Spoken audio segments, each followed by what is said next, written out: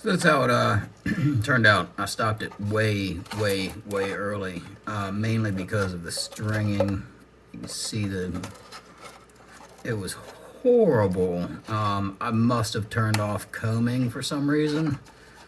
Don't know why. I usually always keep it on, but I mean, it just had a straight line across 2 or 3 sides. I took the heat gun to it, got rid of most of the inside real quick, but yeah, it was pretty bad. Got a 18650 with a 3-volt,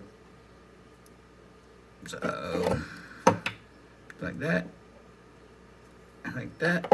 and I got stupid bright lights in my workshop, so let me turn them off. So there you go.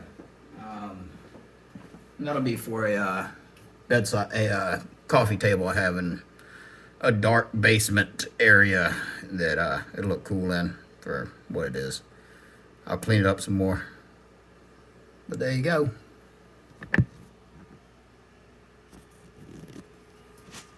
About like that.